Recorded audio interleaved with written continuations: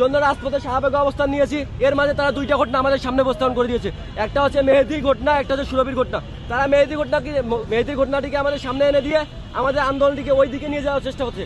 আমরা বলতে চাই, মেহেদী কেন হাজার জুলাই যোদ্ধাকে গ্রেপ্তার করা হয়, আমরা সেই হাজার জুলাই যোদ্ধার জন্য রাজপথে থাকবো এবং আমরা হাদিভাইয়ের জন্য যতদিন পর্যন্ত হাদিভাইয়ের বিচার সম্পন্ন হবে না, যতদিন পর্যন্ত হাদিভাইয়ের হত্যাকারী গ্রেপ্তার করবে না, ততদিন পর্যন্ত আমরা রাজপথে থাকবো ইনশাআল্লাহ।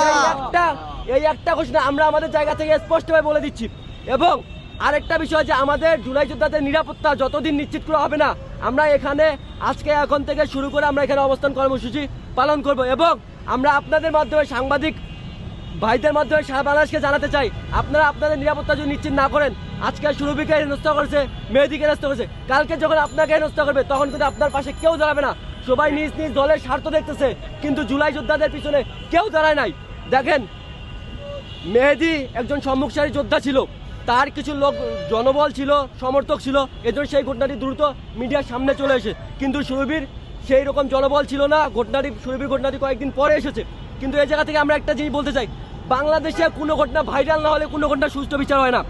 কোনো ঘটনা যদি সঠিকভাবে ভাইরাল না হয়, সঠিকভাবে মিডিয়ার সামনে না আসে, সেই ঘটনা নিয়ে বাংলাদেশে কোনো তদন্ত হয় না, সেই ঘটনায় কেউ ফোকাস করে না। কিন্তু আমরা একটা জিনিস বলতে চাই যে সম্মুখসারী যোদ্ধাদের উপর যখন গ্রেপ্তার করা হচ্ছে, হেনস্থা করা হচ্ছে, তখন আপনারা সবাই রাজপথে নামতেছেন। কিন্তু যখন একজন প্রান্তিক পর্যায়ের জুলাই যোদ্ধাকে যখন হেনস্থা করা হচ্ছে, তখন কিন্তু সেটা আমাদের সামনে আসতেছে না, কেউ রাজপথে নামতেছে না, কেউ তার সাথে যাচ্ছে। একটা জিনিস মনে রাখবেন, জুলাইয়ের নেতৃত্ব কিন্তু একক কোনো নেতৃত্ব থেকে হয় নাই। ওই প্রান্তিক লেভেলের মানুষগুলো যদি নেমে না আসতো, তাহলে আজকে এই জুলাই সম্ভব হতো না। আর আজকে যারা ইন্টারমে বসে সুতিলেরা চোদাচ্ছেন, তারা একটা জিনিস মনে রাখেন যে আমাদের ওই প্রান্তিক লেভেলের জুলাই যোদ্ধাদের জন্য আজকে আপনারা ওইখানে বসছেন।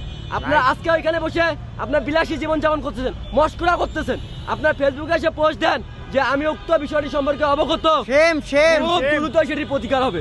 মানে এটা ওয়ান কাইন্ড অফ ওবায়দুল কাদেরের মতো যায়, খুব দ্রুত প্রতিকার। আরে আপনি অবগত কেন? আপনি এর আগে তো দেখছেন 3-4 দিন থেকে আপনার সামনে মিডিয়ার নিউজগুলো যায়নি? অবশ্যই গেছে।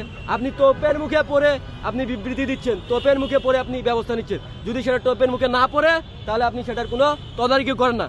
আমরা আপনাদেরকে সেই জায়গায় বসাইছি দুইটা কারণে, এক হচ্ছে জুলাই সনদ, দুই হচ্ছে জুলাই ঘোষণাপত্র।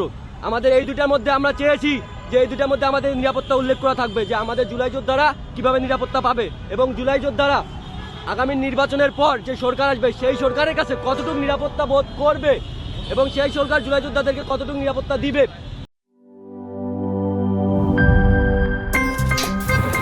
আমার একটা স্মার্ট সিদ্ধান্তে 25% গ্যাসের খরচ কমেছে। ভাবছেন কিভাবে?